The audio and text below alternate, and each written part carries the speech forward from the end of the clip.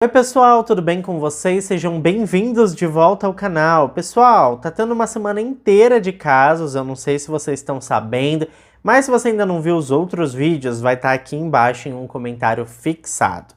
E a gente tá tendo essa semana porque atingimos o marco de 200 mil inscritos, né? Então se você tá chegando por aqui agora, já se inscreve que a nossa comunidade está crescendo cada vez mais. Mas agora, gente, vamos pro que interessa e bora pro caso de hoje.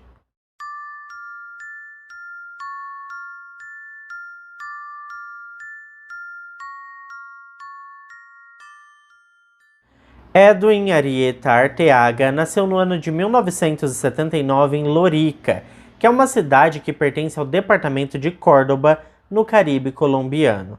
Ele morava no bairro El Recreo, em Monteria, capital do departamento. O Edwin era filho de um casal chamado Leobaldo e Marcela Arieta Arteaga, e tinha uma irmã mais nova chamada Darling. A família Arteaga era muito humilde e o seu Leobaldo e a dona Marcela tinham que trabalhar muito para sustentar a casa. Mas a origem humilde da família não impediu que o Edwin se tornasse um homem de sucesso. Desde pequeno, ele sabia que queria ser médico e, correndo atrás dos seus sonhos, ele conseguiu. Ele estudou bastante enquanto ainda estava no ensino médio e, por fim, conseguiu entrar na faculdade de medicina. Ele foi um estudante muito esforçado e sempre teve boas notas na faculdade.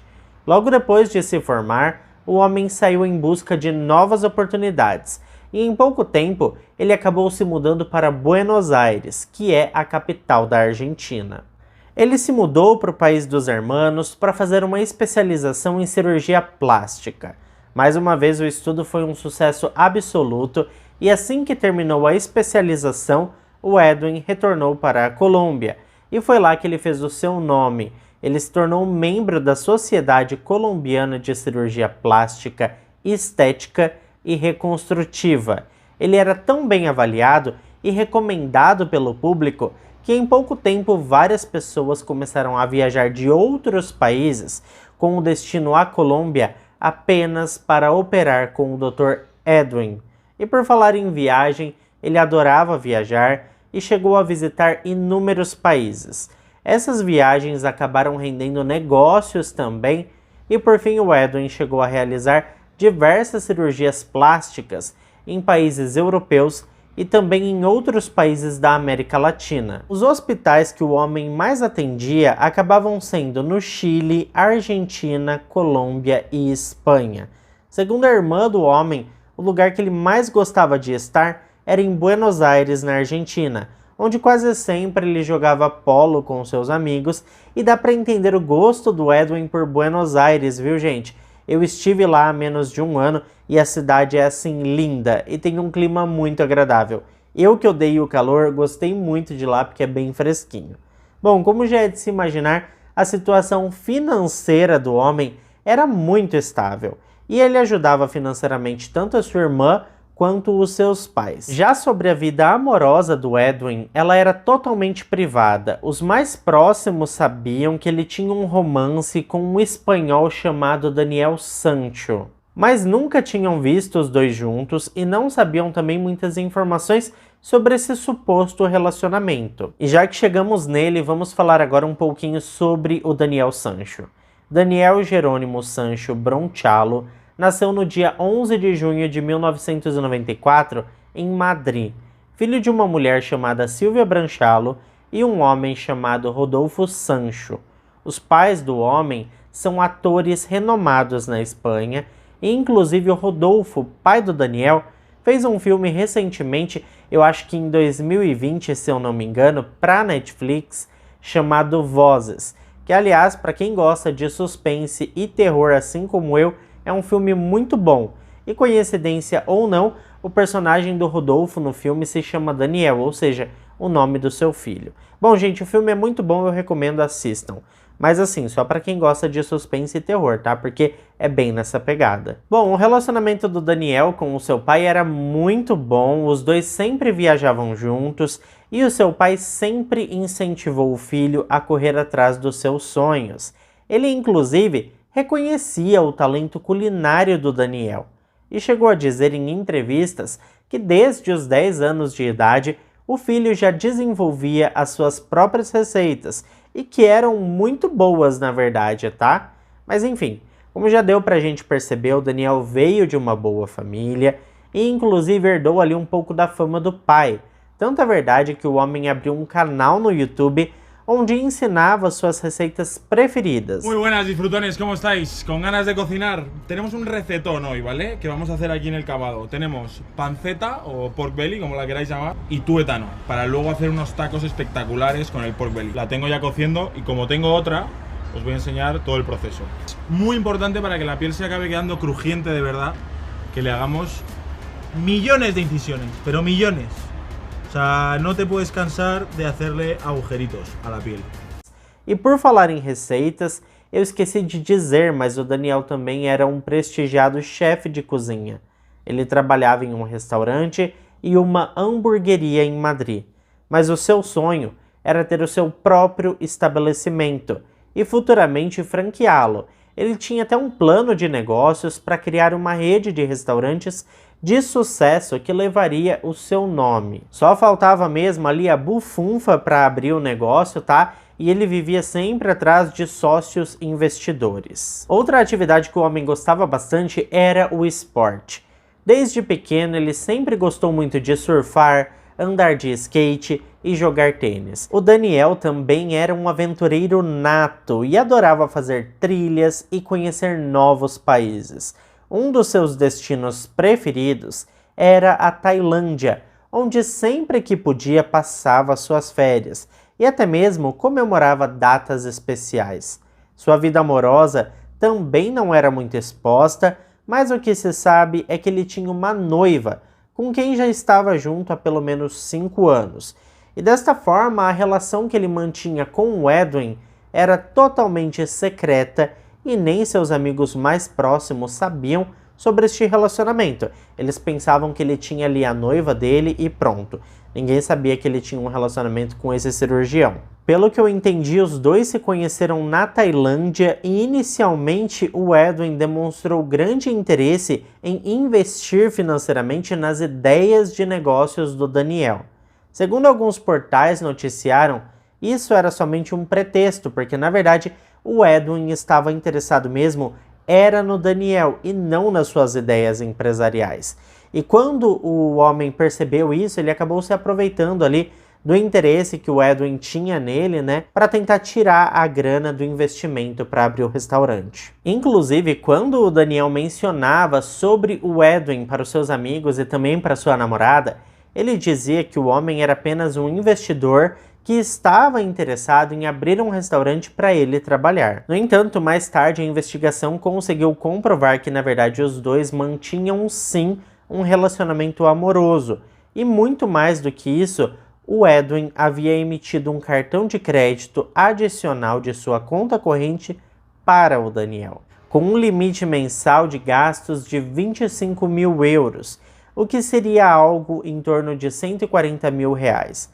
Era este o valor que o Daniel poderia gastar todos os meses no cartão que o Edwin tinha cedido a ele. Não se tem muitas informações de como seguiu esse relacionamento, mas o que se sabe é que os dois fizeram várias viagens juntos, mundo afora, e tudo sempre bancado, claro, pelo Edwin. Também ficou claro que existia sim, da parte do Edwin, uma promessa de investimento em um restaurante para o Daniel, mas aparentemente esse negócio nunca saiu do papel e isso era uma situação que estava abalando bastante a relação do casal, porque o Daniel vivia cobrando o cirurgião para abrir logo o restaurante e os dois chegaram a brigar várias vezes por conta deste assunto. Toda vez que o casal brigava, o Edwin acabava comprando passagens para o destino preferido do Daniel e os dois partiam para a Tailândia para se reconciliar. E foi exatamente assim que aconteceu no dia 30 de julho de 2023. Uma informação importante é que, embora o Daniel chegou na ilha no dia 30, o Edwin só foi chegar 3 dias depois, ou seja, no dia 2 de agosto de 2023. No dia 1º de agosto de 2023, Ou seja, 2 dias antes do Edwin chegar na Tailândia, o Daniel foi filmado pelas câmeras de segurança de um mercadinho local. O homem estava comprando sacos de lixo preto, esponja de lavar louça, luvas, detergente e uma faca de cozinha. Poderia até ser uma compra normal de uma pessoa que está viajando? Poderia. Eu mesmo já fiz esse tipo de compras em viagens que eu fiz, mas isso porque eu estava em Airbnb e não tinha esses itens na casa.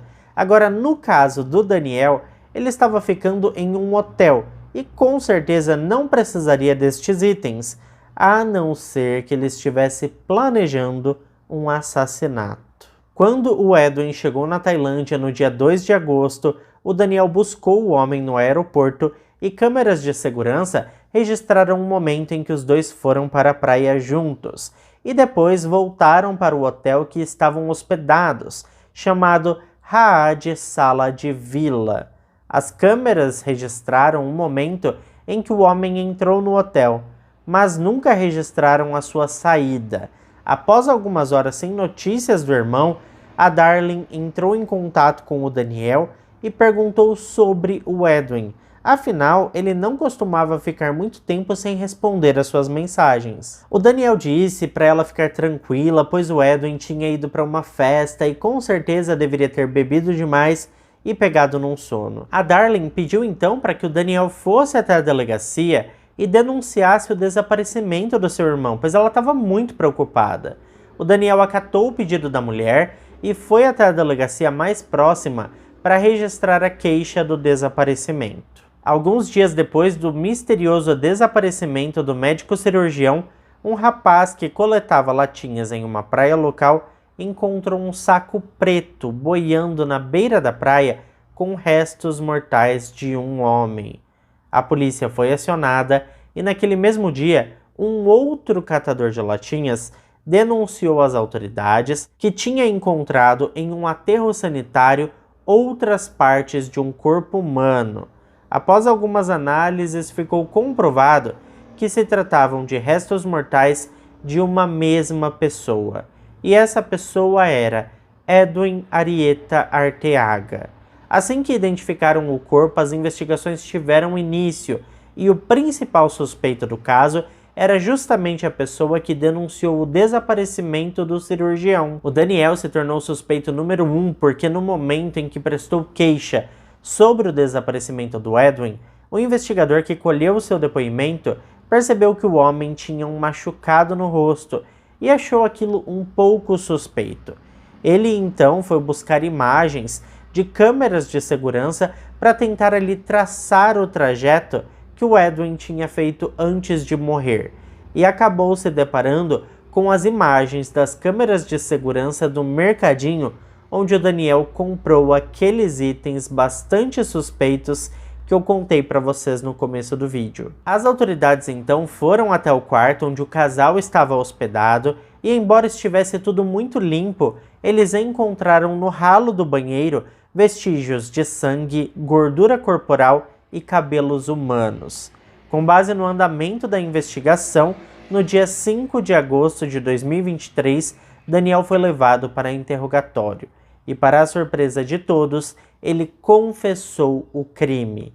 Ele assumiu que havia tirado a vida do Edwin, cortado seu corpo em pedaços e descartado em lugares distintos para dificultar qualquer possível investigação. No dia 6 de agosto de 2023, foi feita uma reconstituição da cena do crime, e os detalhes de como tudo aconteceu foram finalmente revelados. Segundo o Daniel, assim que voltaram da praia, ele e o Edwin se desentenderam, o que acabou resultando em uma briga física que teve como resultado a morte do cirurgião.